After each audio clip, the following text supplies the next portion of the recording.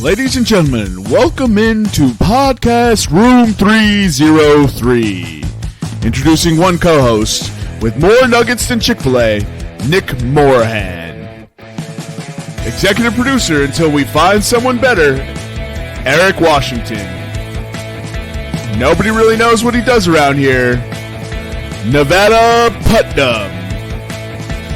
And now, the single greatest thing to happen to hosting in history, Jermaine Antonio Colon Mendez. On with the show. Ladies and gentlemen, welcome into Podcast Room 303, episode 224. I'm your host, Jermaine Colon Mendez. This is my co-host, Nicholas Moorhan. And as always, we have with us, on today's episode, we'll get into pop culture pick'em, top 5 fictional athletes. We'll review head-to-head if you faded us the last 2 weeks. My goodness. Buku bucks. We'll get into the WTF headline. We'll recap a little bit of the MLB happenings. We'll get into the Champions League, which is going to happen next week. And we'll get into the NFL Week 7 slate, as well as some Week 6 takeaways. Without further ado, how are you doing this evening, Nick? So I got a question for you. I've got an answer for you. How many NFL coaches do you think actually call their plays? Like actually call the offense? I don't think it's that many. So I think, and then I think there's a couple that call defense. I'm gonna go with less than 25%. So I'll go 6 to 7 range. I think that's probably correct. So what I'm referencing for those of you who don't know is that Carolina Panthers have relieved Frank Reich of his offensive play calling duties. And the offensive coordinator is now going to take it over. Now, my question to you is, I think, I don't know. I don't know what to feel. Here's my thought about this, right? Is I'm not having an opinion, right? I didn't expect anything out of the Carolina Panthers this year, and they are even letting that down. You know, I mean, look, the offensive weaponry, I mean, if we can call it that, is severely lacking, right? Uh-huh. Miles Sanders has been hurt since the final week of the preseason. Has had a hamstring pull. That's a guy that you were counting on to come anchor a run game. The offensive line has not taken the step forward after being surprisingly pretty decent last year. Right. Adam Thielen, the ghost of Adam Thielen is not feeling it, is killing it for the team, which is a bad sign, right? Because they've moved him into the slot. I mean, I don't know what his average yards per target is, but it can't be that high. Terrence Marshall is non-existent. Jonathan Mingo, a.k.a. Terrence Marshall 2.0, is non-existent.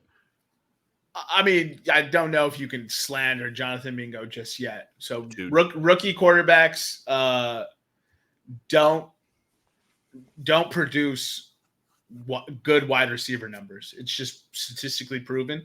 So he wasn't going to be, entirely relevant. He's shown flashes. He's caught a lot of balls, which is, shows chemistry.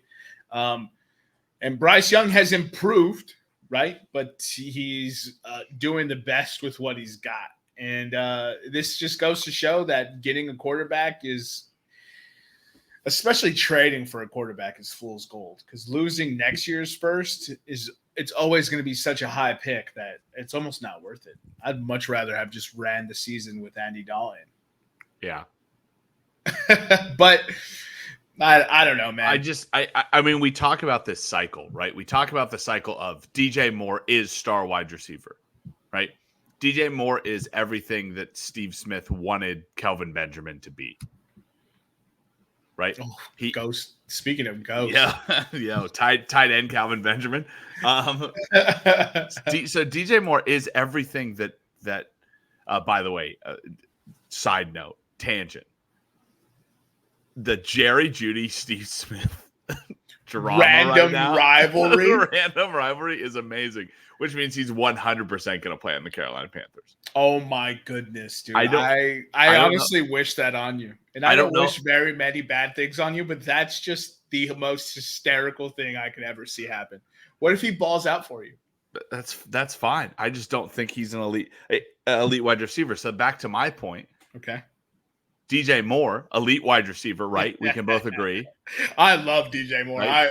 I was shocked he got traded. I was like, what's the point of getting the quarterback if you ain't gonna give him anyone to throw to? That's exact thoughts. I'm pretty sure I sent that exact message, and now we're sitting here. Carolina wants a number one. Yeah, it's such a weird arc.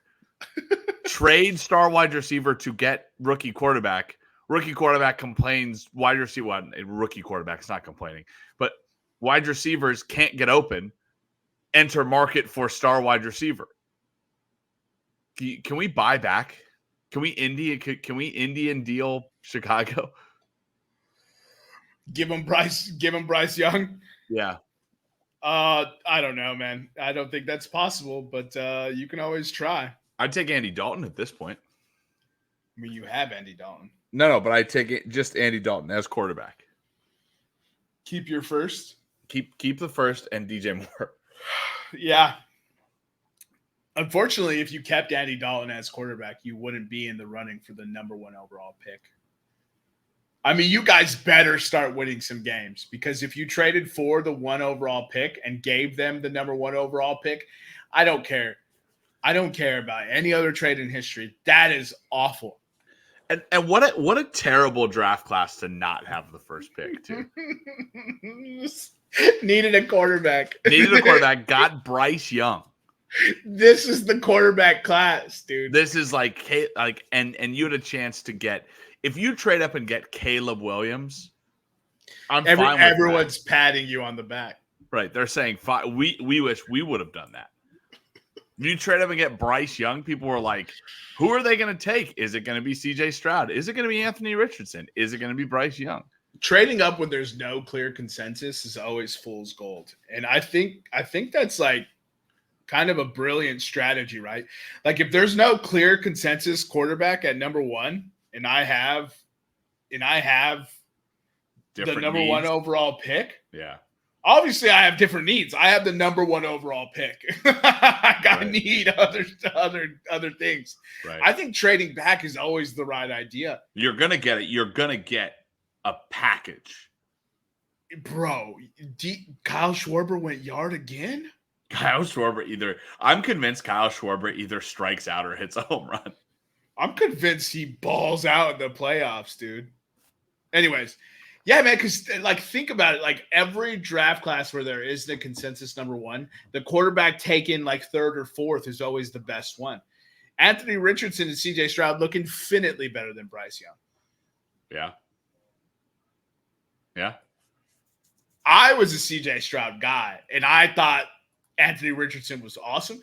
I even told you, I was like, Anthony Richardson with Frank Reich scheming up offense would be amazing. Now, I mean, the dude's already got a torn shoulder. He could be Cam Newton now because of that injury. He could be RG3 because of that injury. So we'll see what happens. But, he was just so athletic. Like, you saw what he was doing with the Colts. Yeah. He was playing so well. The Colts were like, yo, we should just sign Jonathan Taylor. Right. That's exactly what happened. Yeah, let's just see it. Let's just sign it. What's the worst that's gonna happen? They were like, "Yo, we're 3-2.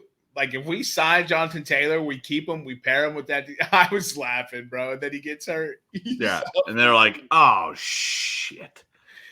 Oh boy. Let's get into the MLB, since I just popped off about Kyle Schwarber going off again. So the division series wrapped up. Houston beat Minnesota 3-1. Texas swept Baltimore. Oh, wait, hold on. This was a 5-game series. Yeah, 3-1. Okay. Texas swept Baltimore 3-0. Arizona swept the Dodgers 3-0. And Philly beat Atlanta 3-1.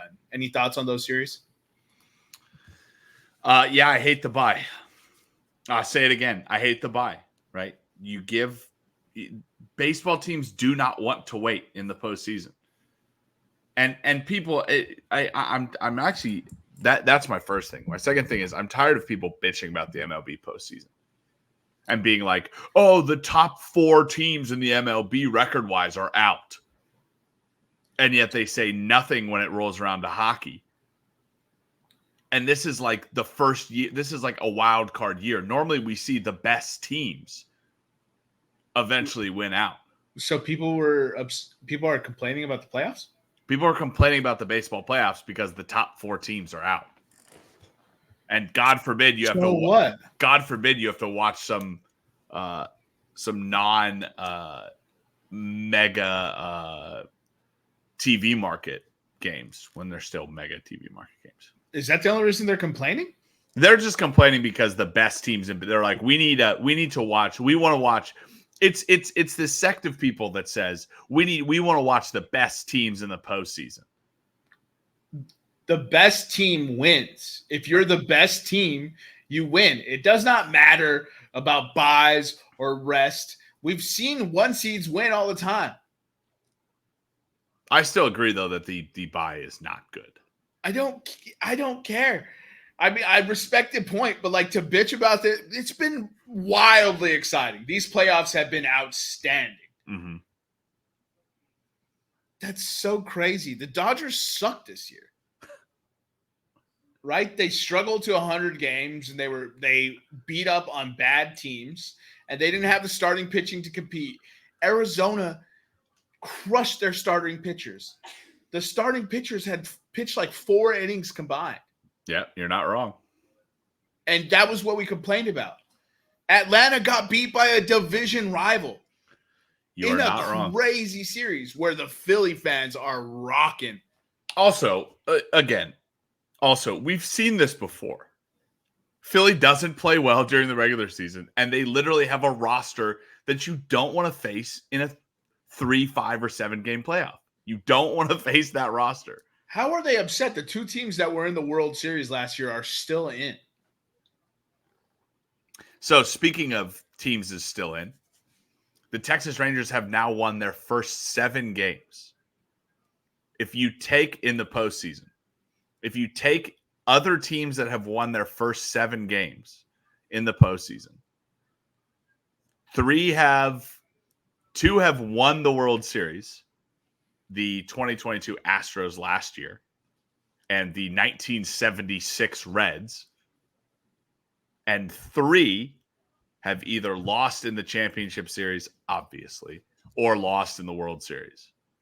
Lost in the championship series. The 2007 Rockies, 2007 Rockies, 2014 Royals, and the 2020 Atlanta Braves. Atlanta lost in the championship series.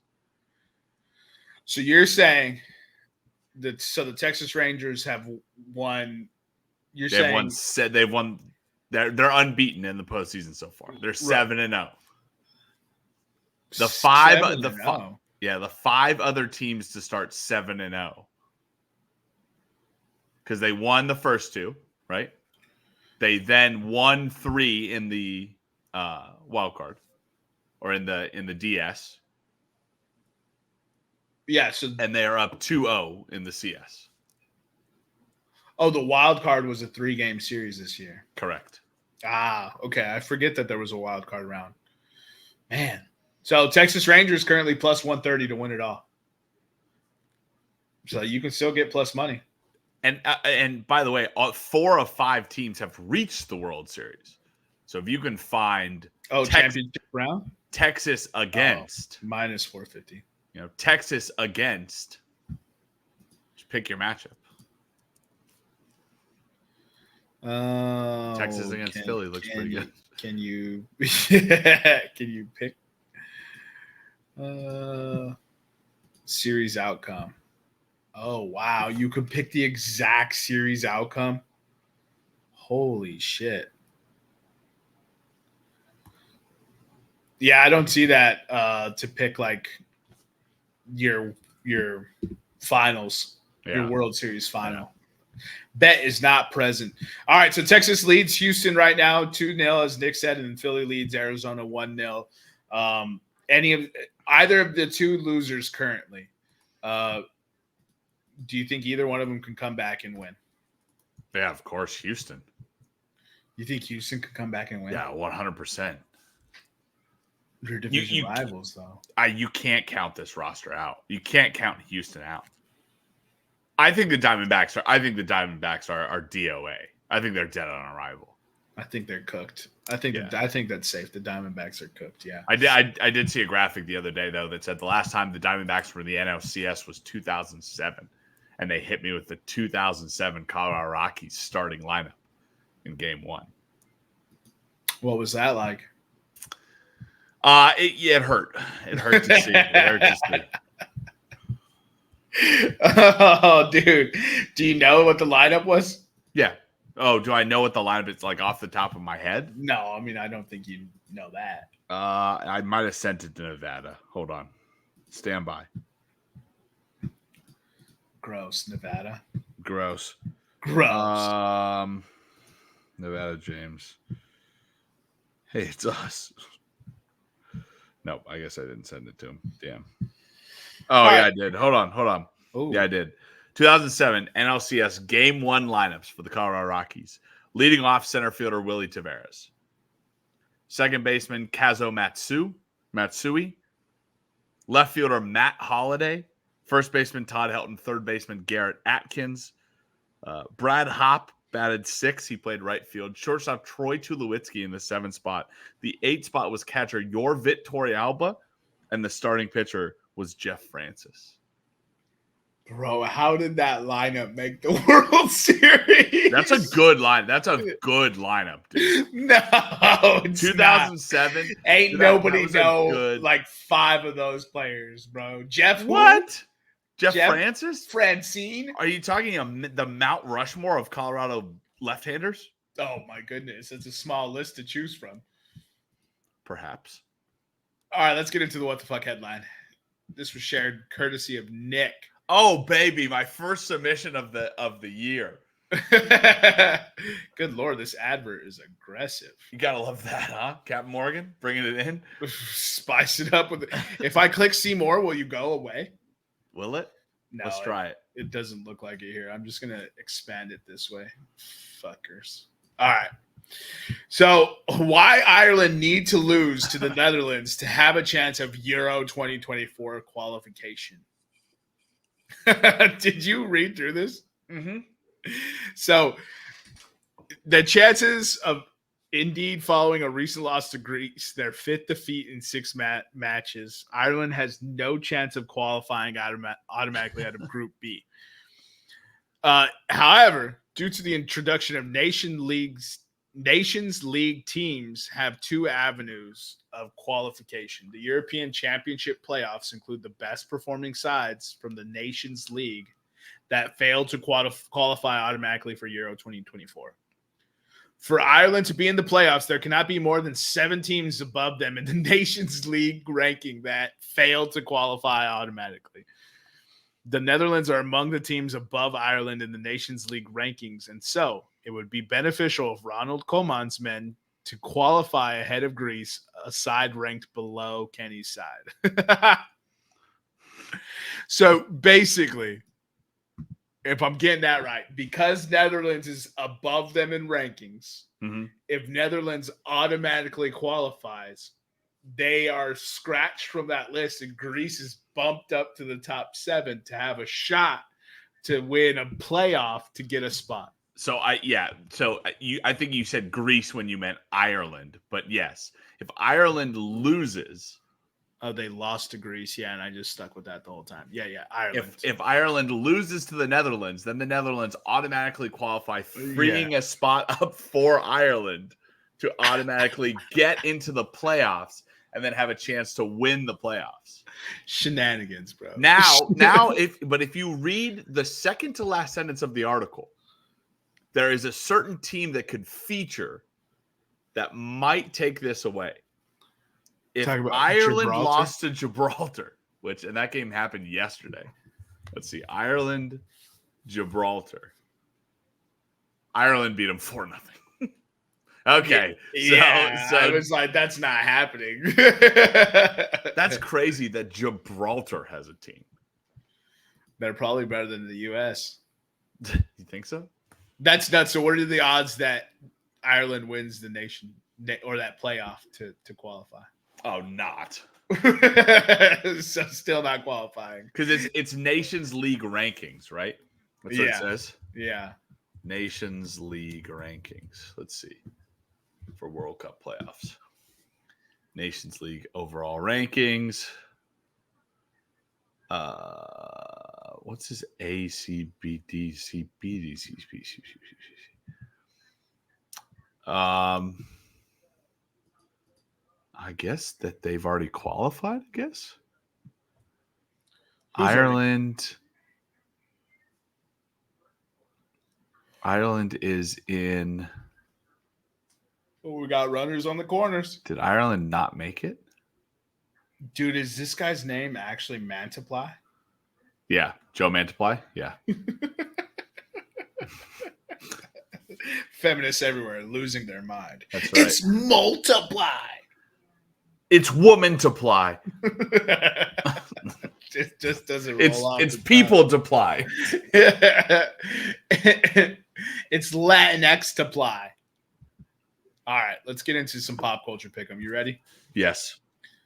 Yes. All right, so we're gonna go top 5 fictional athletes for this one, and you have the first pick. I'm taking Air Bud. There isn't a sport that dog can't dominate kids at. Dominate kids. Specifically, bring that shit in my house, Air Bud. No doubt.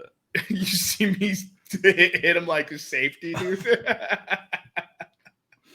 So I'm gonna go ahead and take Roy Kent. Oh, that's a good one. And Adonis Creed. Adonis Creed. Okay, I'll go with one from the same movie. I'm gonna go Rocky Balboa. Oh, now in real life, permanent brain damage from this man. Rocky Balboa cannot win a fight. Rocky Balboa cannot win a fight until the last round. Yes or yes? He can't win a fight unless he gets outstruck. Right. He's not. Rocky goes into the last round being told that he's being outscored on the judges' scorecards and he needs a big knockout to seal the victory. Rocky's losing on every judge's scorecard. As my boy Ivan would say, if he dies, he dies. If he dies, he dies. My third pick, Forrest Gump. Oh, my goodness. Champion runner. Lost, dude. Forrest Gump sucks. Champion ping pong player.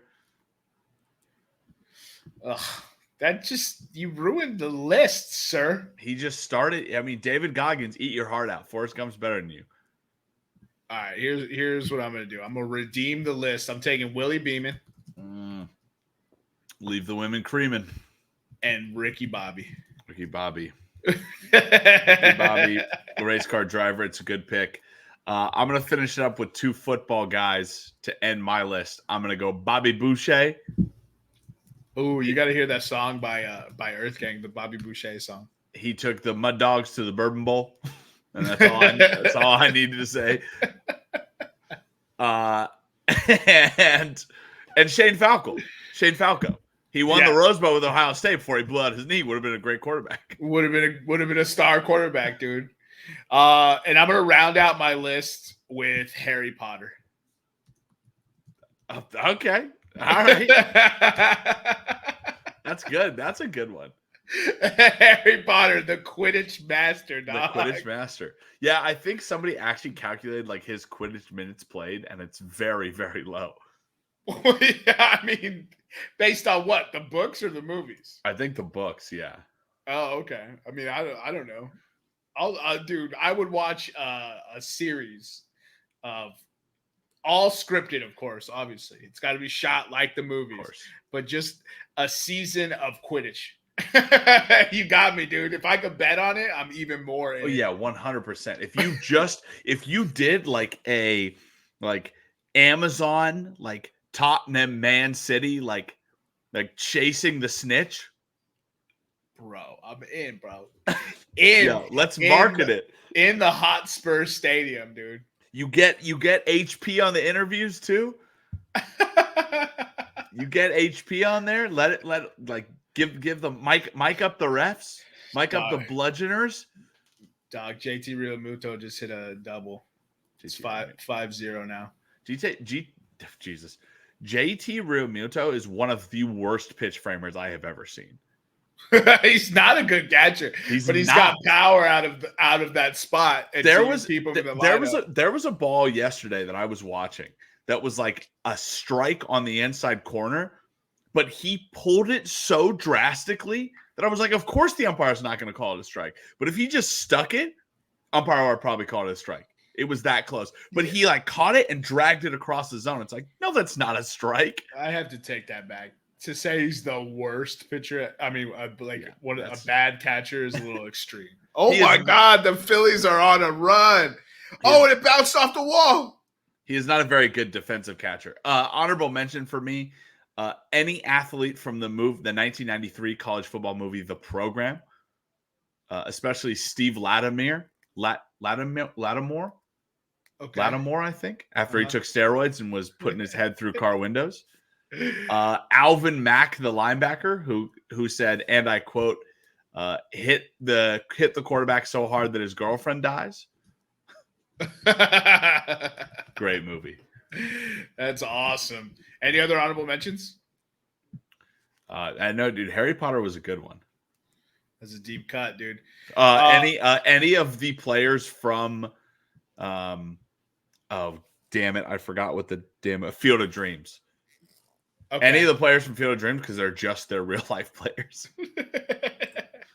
I'll take Lola Bunny. Okay. I'll take Jesus Shuttleworth. That's a good one. I'll take Billy Hoyle. Can I take Jesus Shuttleworth's father? Yeah, you can take Jesus. Also a baller in his own right. Mr. Shuttlesworth.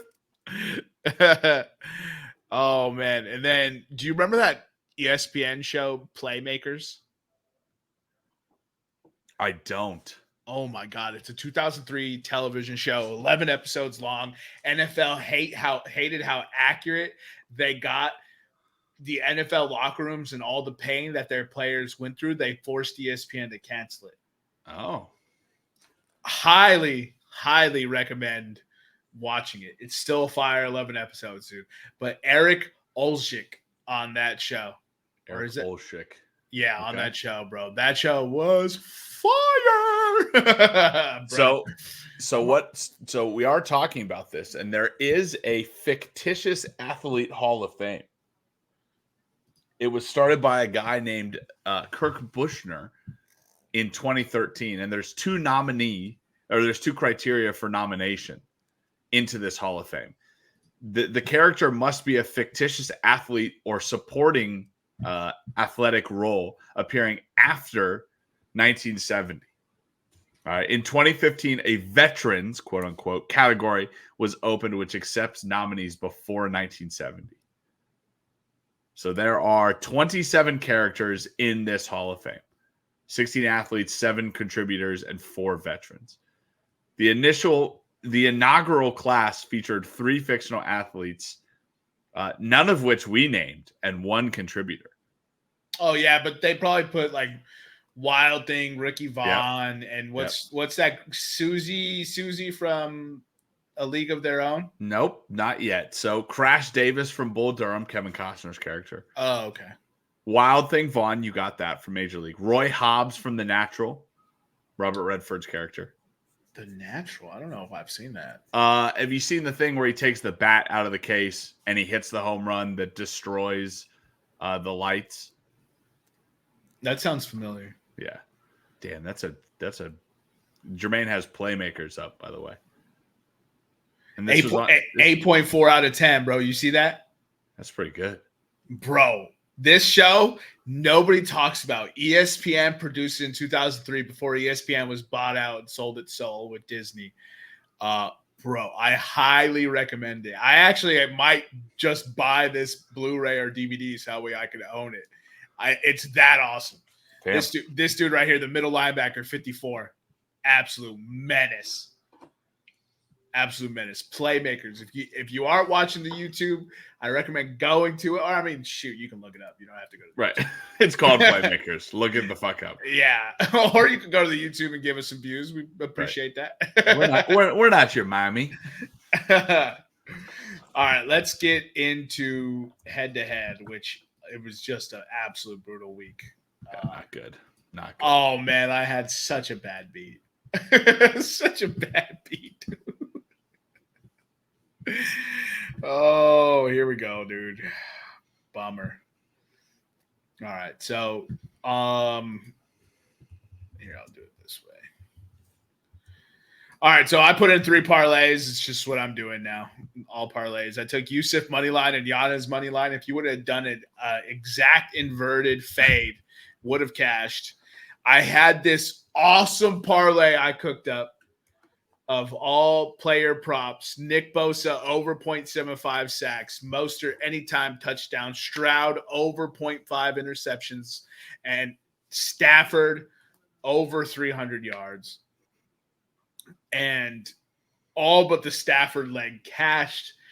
The Rams, I believe, rushed the football 4 times in the first half. I was like, we are absolutely cashing this. Matt Stafford's going to hit that 300. And they came out and decided to run the football down the Arizona Cardinals' throats. And Kyron Williams went off for 150-something yards. It was looking good. It was cost him a sprained ankle. Oh, I was so bummed. Stroud threw a pick on their first or second offensive series. It was good.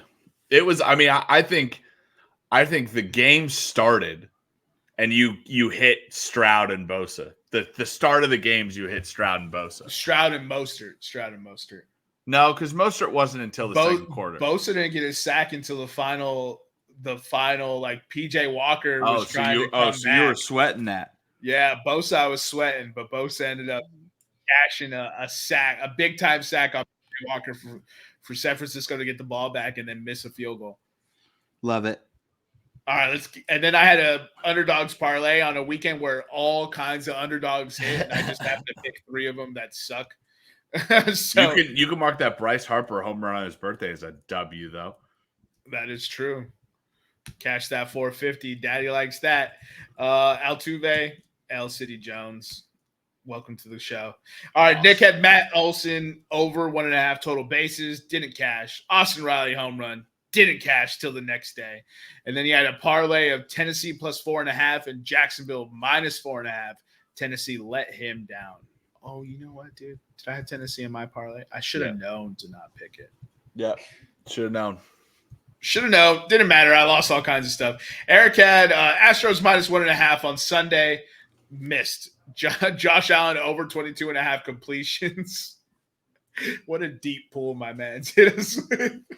Yeah, I mean that was these were fear bets. These were Eric gonna miss out on the head-to-head fear bets. My man's waited all week and had to put in. He didn't bet on Chinese MMA like your boy Skinny P getting that dub. And then Yordan Alvarez, that actually was a good bet. It just didn't cash. That hit the next day, right? No, it hit the next day. And he homered twice the next day. Twice, yeah.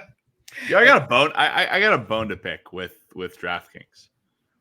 How come you not letting me bet Harper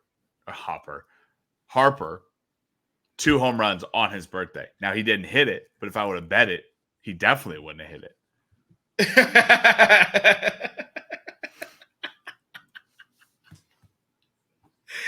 Fair enough. I was with you, dude. You gotta look, dude. If people could think it, you gotta let them bet it. Take their money, dude. Right. Nevada cashed the 60-minute line parlay of Toronto and Carolina to open the week, and then missed on a McKinnon anytime touchdown scorer on Thursday Night Football, and lost Avs minus 1.5 on the 14th, which was Saturday. I am Ron Burgundy. Hopefully you're fading us, ladies and gentlemen. This is just outstanding stuff. We're getting you all kinds of money. Let's go ahead and get into Champions League, shall we? Yes, we shall. So, soccer Champions League. Where are you at, baby? There you go. All right. So,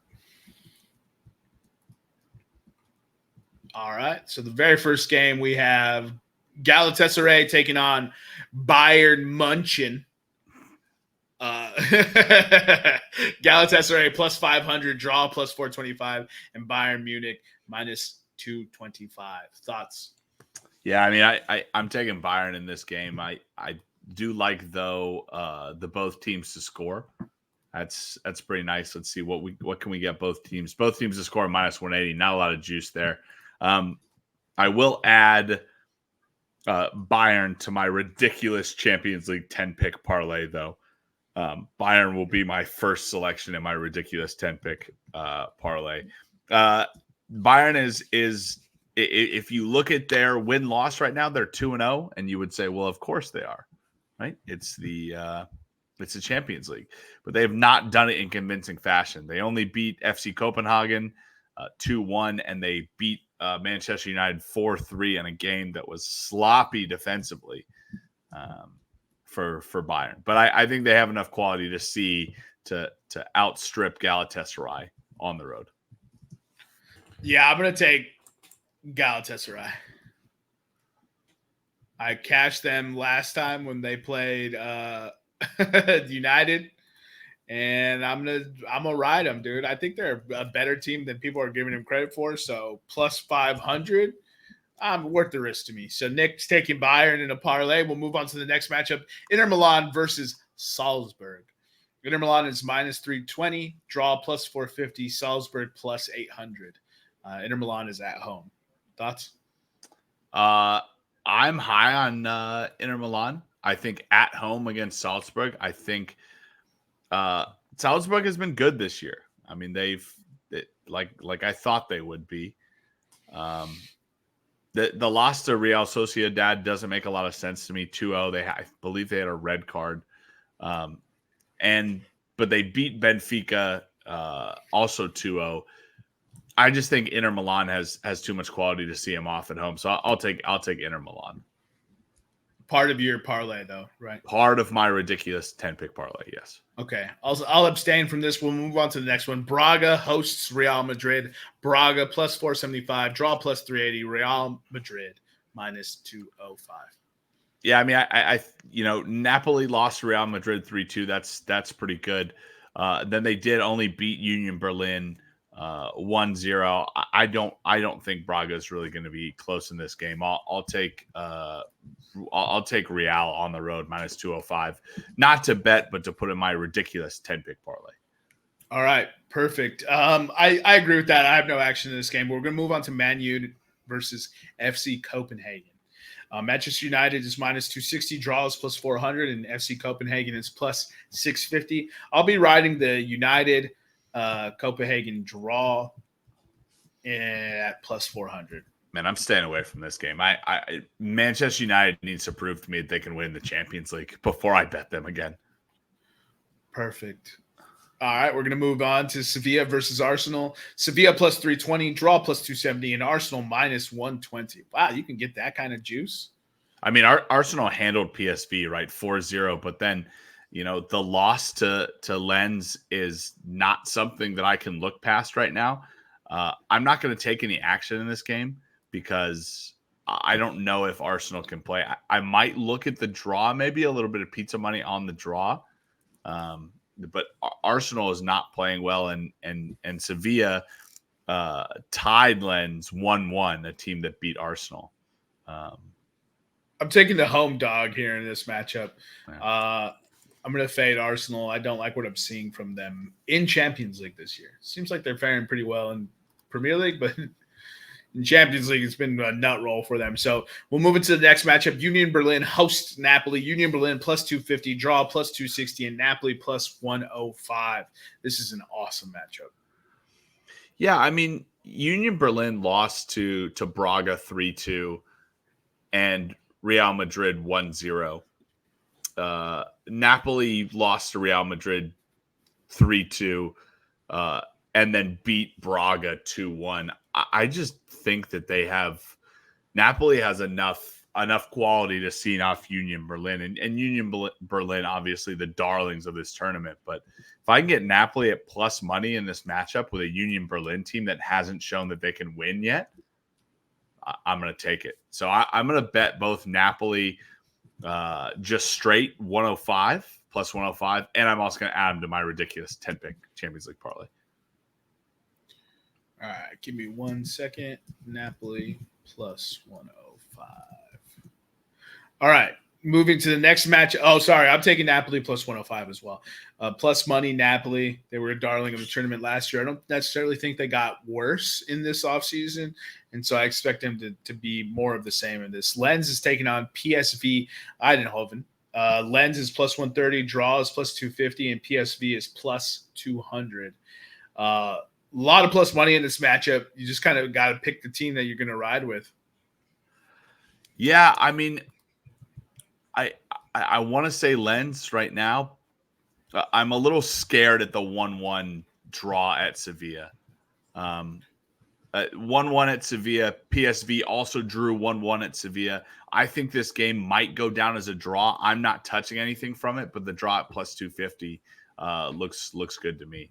But then again, if I had it gun to my head, if I had to bet on this game, yeah, I'm taking the draw actually. Lens versus PSV at plus 250. Thread the needle. We'll move on to the next one. Benfica takes on Real Sociedad.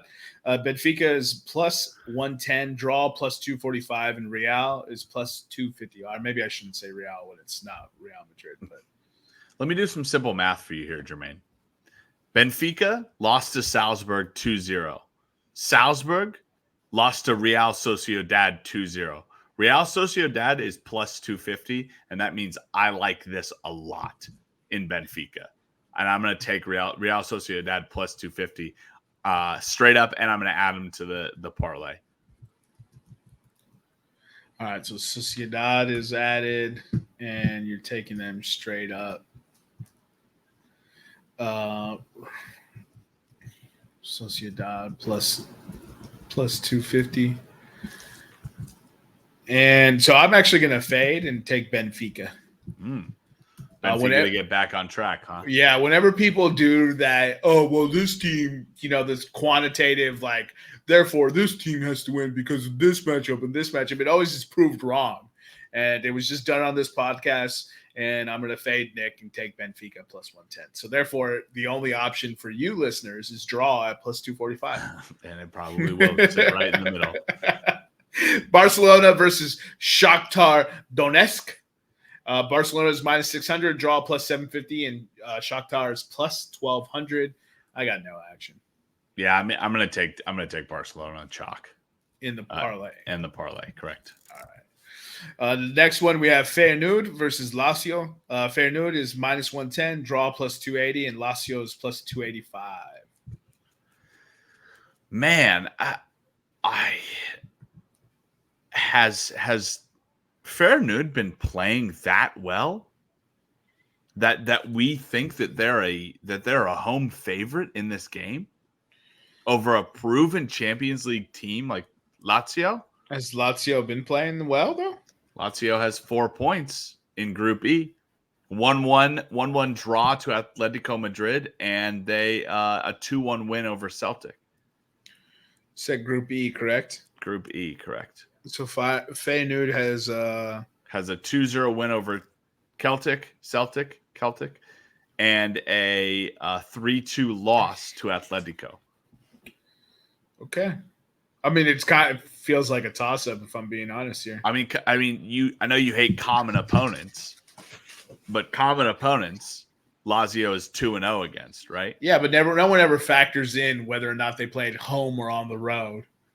So you know what I think I've convinced myself. I'm now turning it into an 11-pick parlay, which is just ridiculous. But I'll take Lazio plus 285. Lazio plus 285. Yeah. Very well. I'm not going to take anything in this. Let's move on to RB Leipzig versus Red Star Belgrade. RB Leipzig is minus 425, draw plus 600, and Red Star Belgrade is plus 850. Yeah, funny enough, I don't want any action in here. Even in the super duper parlay with 17 legs. You know what? RB Leipzig is at home. Give me RB Leipzig. And that's the team that's going to lose it. Let's move on to the next one. Young Boys versus Man City. Young Boys plus 1,100 at home. Draw plus 650 and Man City minus 525. I'm assuming Man City in the Super Parlay. Yeah, Man City. Yeah, it's funny because everyone keeps talking about Erling Haaland's form struggles, and I'm like, he's not going to score every single game. Right. Last year when he scored every single game, that's what's called abnormal. That's what we call purple patch in the business. That's an oddity that doesn't happen all the time, guys. Just elite form for a long sustained period of time. That's right. So let's get into Celtic versus Atletico Madrid. Celtic is plus 250, draw plus 265, and Atletico is plus 105. Yeah, I mean, I just don't have any action here, and I mean, actually, I'll take Atletico Madrid as part of this plus 105 on the road. The fact that I can get some nice juice, that's pretty cool. Oh, ATM, ass to mouth on the road. Mm-hmm. Okay. Ass to mouth on the road. That and we'll put them on part of the ridiculous parlay, which is now up to 12. I can't count. Oh, okay. So you wanted them straight up, not in the parlay. I will take them straight up, yeah, and I'll put them in the parlay. Yeah, I had just assumed it was in the parlay. So just correct me if I'm wrong. Right now it's Bayern, Inter, Real, Napoli, Sociedad, Barca, Lazio, RB Leipzig, Man City, and ass to mouth. Correct. A way to run it out, Schwarby. All right, that's 10 legs so far. We have 3 more matchups to go. Antwerp versus Porto. Antwerp, the home team, plus 250. The draw is plus 240, and Porto is plus 115. Yeah, Antwerp has not looked good. Mm-hmm. And for a team in Porto that just lost 1-0 to Barcelona, I'm taking Porto all the way, especially at plus 115. Straight up and in the parlay? Straight up and in the parlay. Plus 115, and that is the 11th leg, Porto. So the very next matchup, we have Paris Saint-Germain hosting AC Milan. PSG is minus 130, draw plus 285, AC Milan plus 340. Man, Newcastle blew out PSG and tied Milan. I want to say this is a draw. I'm not going to touch it, but I would lean draw here. Okay. No action. I'm going to take PSG money line. Okay. PSG minus 130. Mbappe is coming off the international run where he's looking pretty dang good again. We'll see. PSG is a hard team to bet on right now, but that's where I'm at. And Newcastle versus Dortmund. Newcastle minus 120 at home, draw plus 275, Dortmund plus 320. It's now 8-0 Phillies. Dude, Dortmund has no shot in this matchup. Yeah, why is Newcastle minus 120? I'll take them straight up. And I'm going to put them as part of the parlay. Minus 120? Yeah. I don't know. I can't explain it. Yeah, I'm with you on that one. Newcastle minus 120. We'll add that into the parlay, minus 120. So let's see. So you have Newcastle in the parlay. You have Porto, Atletico, City, RB Leipzig, Lazio, Barcelona, Sociedad. So I got it pulled up here. So my 12 pick parlay, I took Bayern, Inter, Real Madrid, Barcelona, Man City, Newcastle, RB Leipzig, Porto, Lazio, Real Sociedad, Napoli, and Atletico Madrid. That $10 on the parlay would pay you $10,800. If we drop the plus money, guys, and we drop it down to a 7-team parlay. So we drop all the plus money. It pays plus 787, which means $10 pays you 88. Let's put 100 on this 12-pick parlay. It'd be a lot of money. Let's split it. 50-50, bro. Be a lot of money. I'm buying a boat. I'm on a boat. I'm on a boat. If you put $100 on it, it'd be $108K, by the way. Yeah, I had it up on the screen. Let's get into NFL action. What are your takeaways from the NFL Week 6 quickly before we get into the actual betting lines? NFL Week 6. For my NFL Week 6 is Raheem Mostert just keeps scoring touchdowns.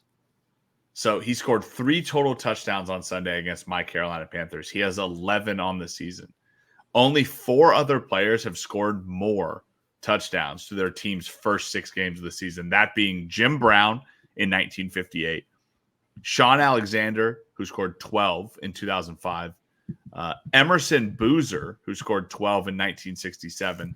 That's not a real person. And Abner Hayes, who scored 12 in 1962. I think it is insane what Raheem Mostert is doing right now. Did you hear about Michael Jackson Estate's new denim brand? What's that? Billie Jeans. That's so dumb. Why'd I laugh? Yo, so it's been a good time to bet unders. Offense seems down across the league, and I feel like I say this every midway point to start the year now, just because they don't take preseason, seriously.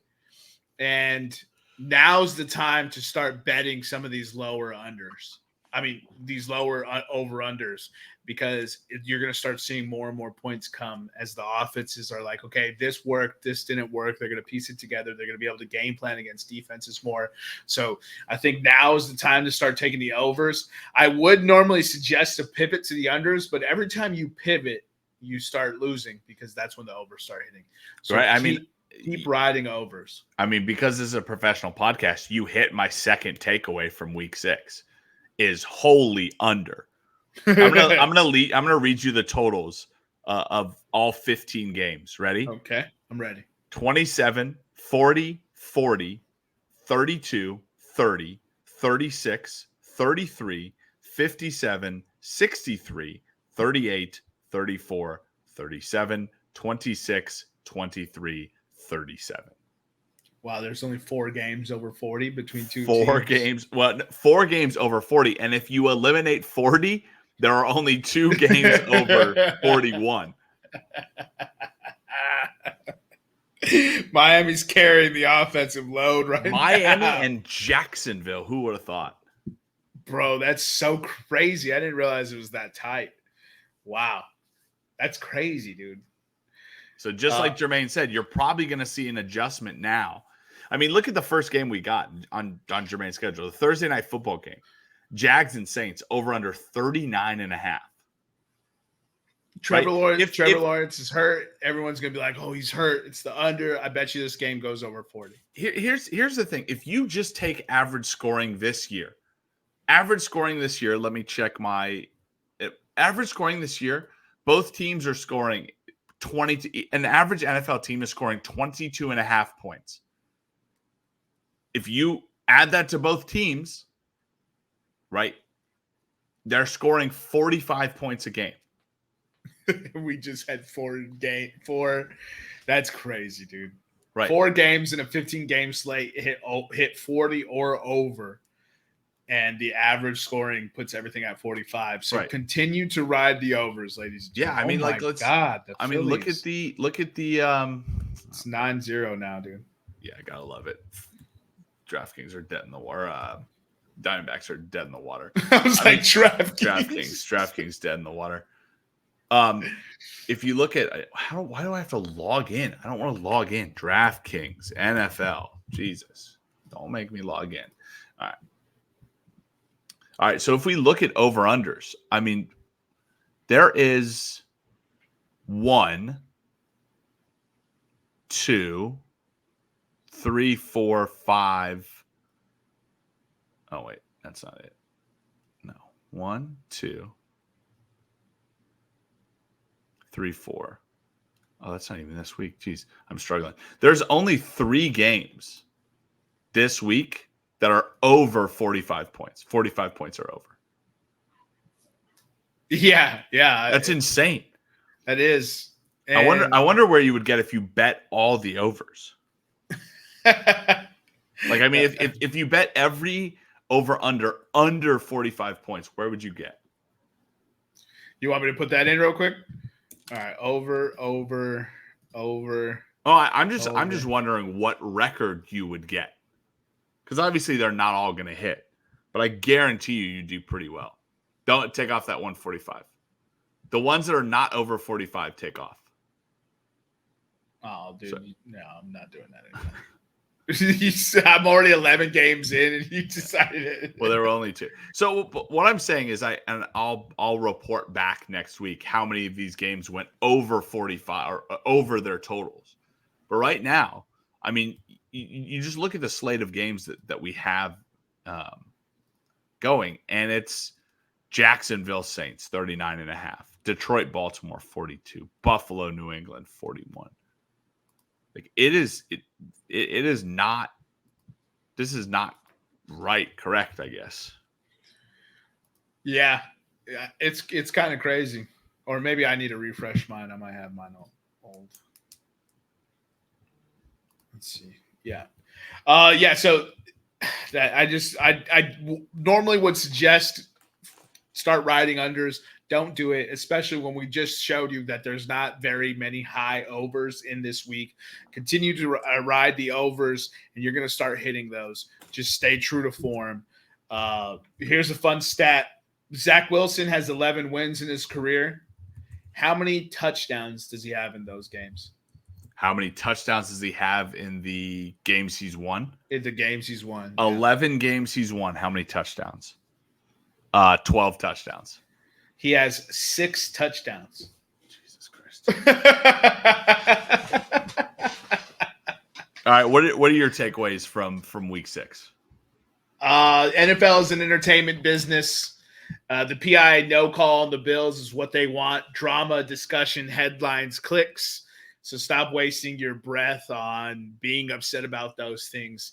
How many times are you going to see this happen over and over and over and over, where they cherry pick calls and you don't, and everyone gets upset expecting some sort of different result. And then we full well know there isn't going to be a different result. So just watch the games, enjoy the ride that it took you to get there, and just know that when you hit bets or you hit in fantasy, that it really is luck. Because, like I said, the NFL is an entertainment business. And then my other takeaway is, look, it's called Any Given Sunday for a reason. No right? doubt. Jacksonville puts 37 up against the Colts. The Broncos score 8 and hold the Chiefs under 20 and still somehow can't cover a 10.5 point spread.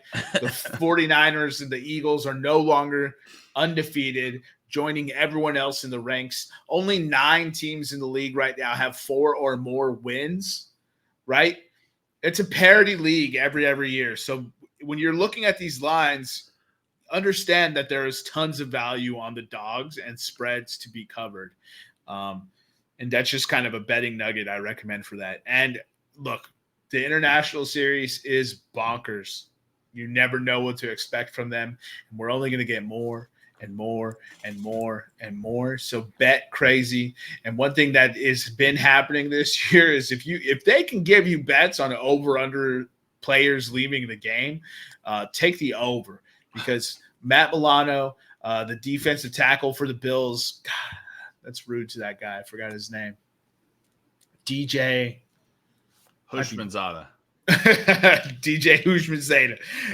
Ryan Tannehill just got hurt. So, look, these games are going to be bonkers. I highly recommend staying away from the international series as a whole. It's the worst turf that Von Miller has ever played on in his 13-year career.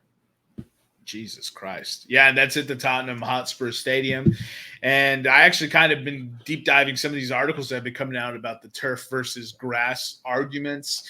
And it's highly comical that there's 7 NFL stadiums. I think it's 6 now because the Kroenke family decided to fight FIFA and pull out of the World Cup. So 6 NFL stadiums are going to switch their fields to grass for the health and safety of the world's soccer players, but not for National Football League players.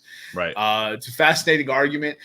The statistics show that injuries on average over the last 13 years span since they've been heavily using turf fields, that there's more injuries on turf fields across the board for every year, except for, I believe 2021, number of injuries per game, I think was about 0.42 and on turf, and then it was 0.41 on grass. And the NFL keeps trying to use that one outlier of a year as an example to turf being good for players. So love it.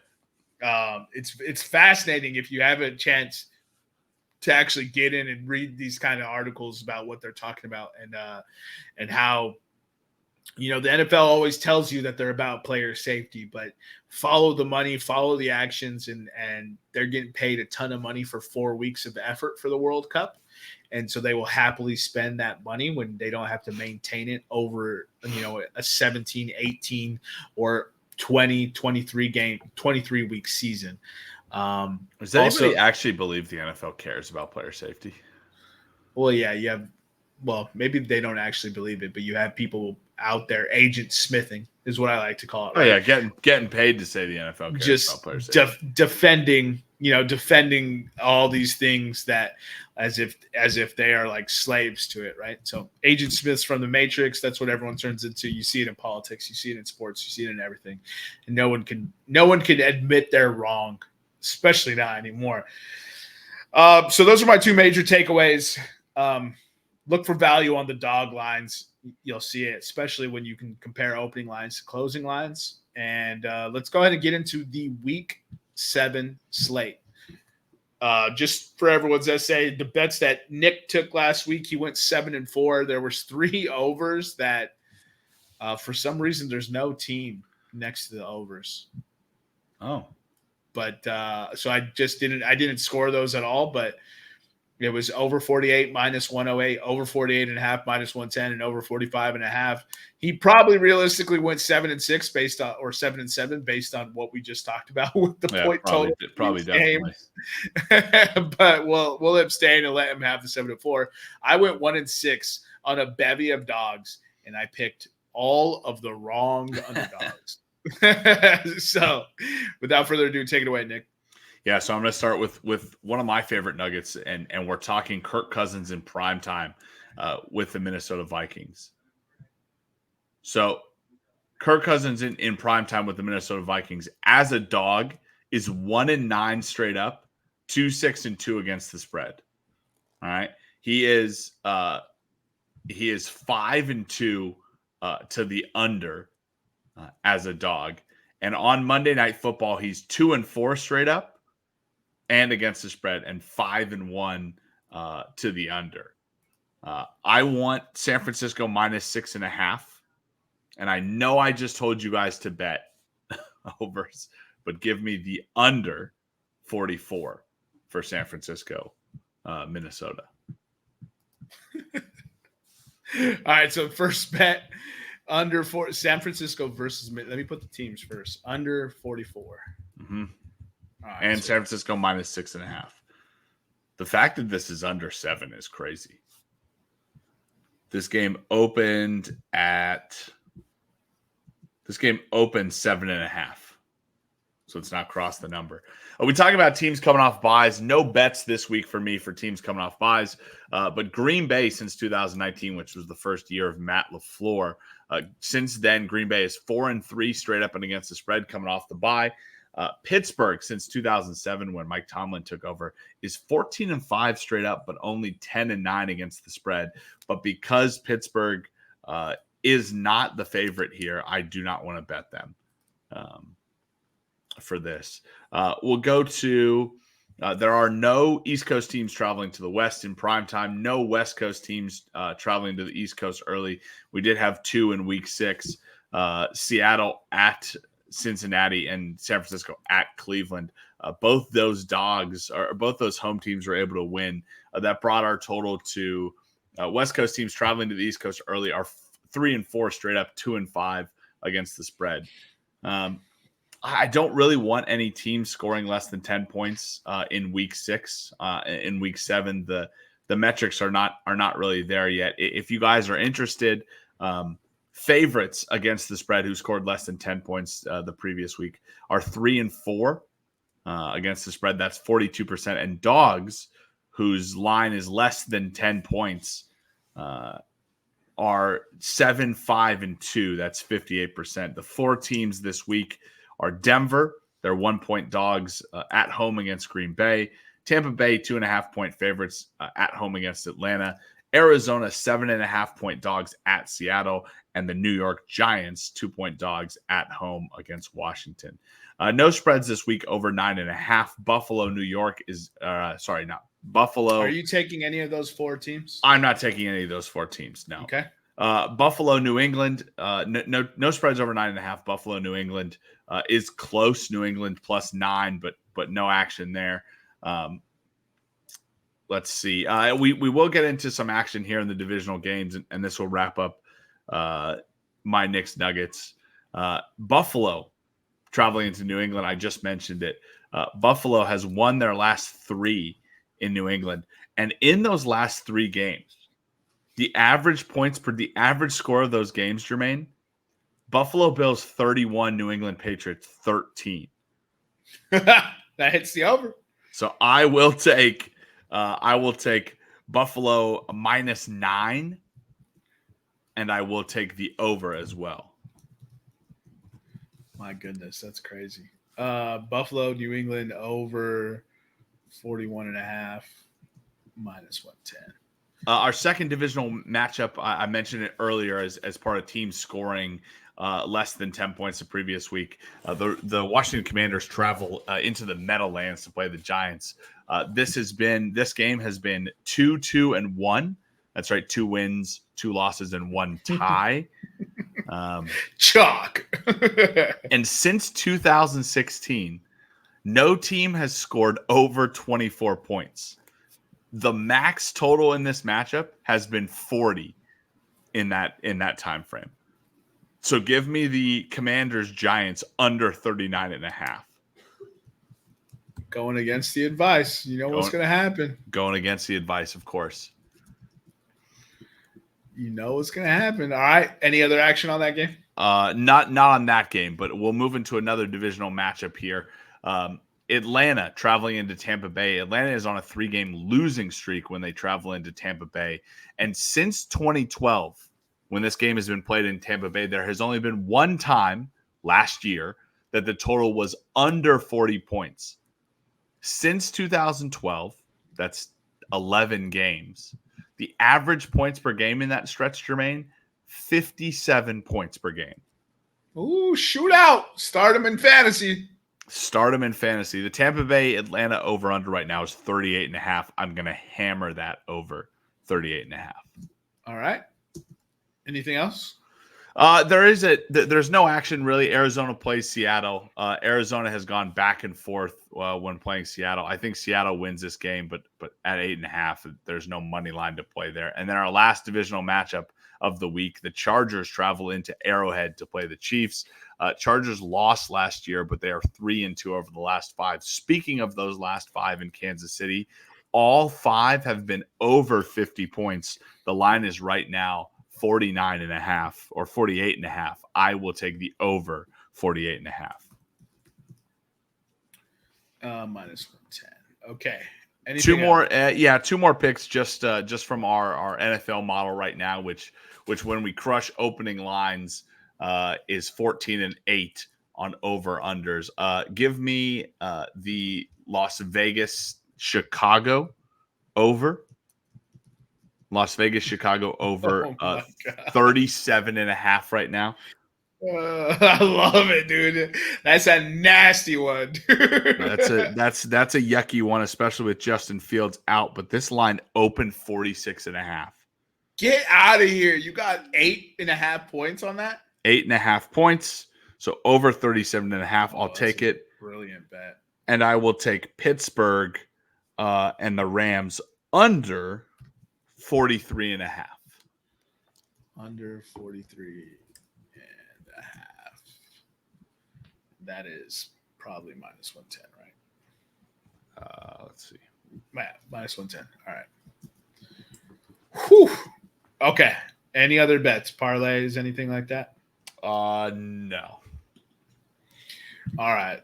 Let's see. I'll walk myself through the board here. I'm actually going to take this Saints Jaguars over 39.5. Opened at 42.5, by the way.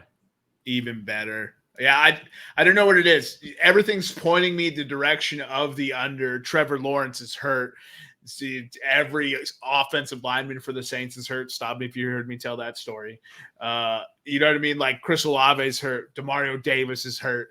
It's just awful across the board in this one. So naturally, your inclination would say under 39.5, but there's going to be buku points in this. And Jacksonville just got their offense on track for 37 points on the Colts. And the Saints just had 453 yards of offense and scored 13 points. So go ahead and give me the over here. I'm going to move into the next game. Detroit as dogs. So Detroit +3. In the last 40 games, Dan Campbell has been the coach of the Detroit Lions. He has 28-12 against the spread. I hate what I see from Todd Monken's offense. You were singing their praises at the beginning of the year. I was cautioning everyone because he was also the OC when Freddie Kitchens was in Cleveland. I thought there was the chance it could be better because they signed OBJ. Rashad Bateman was supposed to be healthy, and J.K. Dobbins was healthy too. Right. You know what I mean? And I was like, and apparently Zay Flowers looks great, which so far Zay Flowers has been good. But that is about it. 7 drops in a game is crazy. I'm going to go ahead and also take the Detroit versus Baltimore over 42 at minus 110. Buffalo Bills, New England Patriots. My God, New England looks horrendous. I'm going to stay away from this game altogether, but over under 41.5. I mean, that's a great line. I would be remiss if I didn't advise you to at least consider betting it. Opened 43.5. There you go. You even get 2 points on that. Very next over under is 39.5. And this is a division game. Washington versus the Giants. Surprisingly, I actually liked what I saw with Tyrod Taylor at quarterback for the Giants. Like he was able to keep them in that ball game against a very good Bills team. And Washington continues to manufacture points in the Eric Bieniemy offense. So I'll take the Washington versus New York Giant over 39.5 at minus 110. Hitting that fade of Nick. One of us will be right. Very next game, I have Cleveland taking. So pick the draw. Yeah, so pick the draw. I have Cleveland taking on Indianapolis. Cleveland -2 at minus 110. I'll go ahead and take that bet. Hopefully you can get this line small, and then Deshaun Watson is able to come back this week. Even if they're not, I think that with that defense and with the play scheming that the offensive coordinator showed against that terrific 49ers defense, that Cleveland should be able to eke this out. I'm going to go ahead and join Nick on these two overs, right? So Las Vegas versus Chicago over 37.5. It's just so low. I'm going to naturally take it, especially with the advice I gave before we got into the lines. And Justin Fields, is he worth 9 points? I don't think he is. Nope, I don't think so either. Maybe 0.9 points. And then I'm also taking Atlanta, Tampa Bay over 38.5. I think Tampa Bay is going to be pissed with how they performed against the Detroit Lions, and they're going to come back and try to really hang some points on a division rival. Oh boy, Pittsburgh, LA. No thanks. Yeah, I'm going to abstain from that. Look, Arizona +7.5. They were a darling early on in this season, but man, that defense is as bad as we thought it was. This almost feels like a Seattle get-right game at home, divisional opponent. So I'll go ahead and take the Seattle versus Arizona over 45 at minus 108. And I know I shouldn't do it. Ladies and gentlemen, I know. You're going to be listening at home. Why are you taking this bet? I'm taking the Chargers at plus 5.5 at minus 108. And I know. I'm just still doing it. Give me plus 5.5. This line also plummeted from 52 on the over/under. Correct. Perfect. Open 52. Yeah. Kansas City Chiefs offense is kind of crazy right now. They don't have any rhythm, and it's because they refuse to play. They refuse to play one or two wide receivers more than 60% of snaps. And until you do that, I'm kind of going to ride big, kind of these close to 6-7 point spreads against them. So if you wait till the end of the week and somehow this line gets Chargers plus 6, Chargers plus 6.5, you cross that threshold, I would definitely take that. Very next game, you have the Packers versus Broncos, and just, oh my God. Shoot me. Just bet interceptions. Go find interception props. Take Jordan Love over 0.5. Take Russell Wilson over 0.5. That is my advice in this game. Also, I am going to take Green Bay versus Denver over 44.5. I know it's a crazy bet to make, but it's been a crazy NFL season. The Sunday night game. Holy crap, this game is going to be wild. The Miami Dolphins versus the Philadelphia Eagles. Talk about an absolute clash of styles. The over-under is set at 52. The Dolphins are plus 105 money line. I'm going to take Miami plus 105. I don't like what I'm seeing from Philadelphia. They are injured in the secondary. They're susceptible to big chunk plays in the passing game, and unless they start adding some depth at safety in that back, I think it's going to continue to persist. And the scheme that was used by the Jets against Jalen Hurts is going to be mimicked by the Miami Dolphins. And so I'll take the underdog in this matchup. I would not be surprised if Philadelphia wins. If you look at Philadelphia's schedule, though, their upcoming slate is absolutely insane. Brutal. Insane. And last but not least, give me my wild pick of the week, Minnesota money line plus 240. Okay. Kirk Cousins bucks a trend. My thing is I want to see, I'm going to fade Brock Purdy with hurt weapons. Mm-hmm. Now, I will also say this on the podcast. If Deebo Samuel plays, if Christian McCaffrey plays, if Trent Williams plays, then I don't want any action on this Minnesota money line. Trent Williams is always trying to fight. Yeah, I mean, Deebo Samuel started it. He ran into a group of Cleveland Browns players and then backed up and acted like he didn't back up. And I'm like, dude, there's a video. Right. You headbutted a dude and you started walking backwards until Trent Williams came into the picture. Blasted. Dude, have you ever seen those videos where like a pack of hyenas is about to like kill something? Or like maybe it's a lion cub or something. The Browns defenders reacted the exact same way when Trent Williams came up. They were like, whoa, hey, man. Well, we're not doing anything. All right, so what does Eric want this week? I'll give him Philadelphia money line minus 125 since he cashed Jets money line last week. I want him to take Broncos money line on Green Bay. Give him Pittsburgh money line against LA. Give him Bears money line without Justin Fields. We're ending the Justin Fields drama. Hold on. So he only gets 3 bets. So I'll take out the Philly money line. So you said Denver, Chicago, and Pittsburgh? Uh-huh. Just diabolical, bro.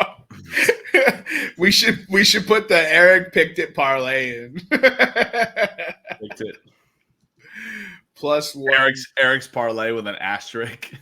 And Pittsburgh. Well, that's kind of crazy. Pittsburgh and Chicago have the same money line. Would you like to take a guess at what it is? +136. Oh, you're looking at the screen. You cheat. I actually wasn't looking at the screen, but I saw it. You lying as biatch. Anything else for the bettors? Nothing. Always forget podcast motto, fade us. We'll see you next time. Follow us on Instagram and Twitter at podcast Room 303. And YouTube. I forget. That's why I stopped. We'll see you next time when you come on down and step into the room.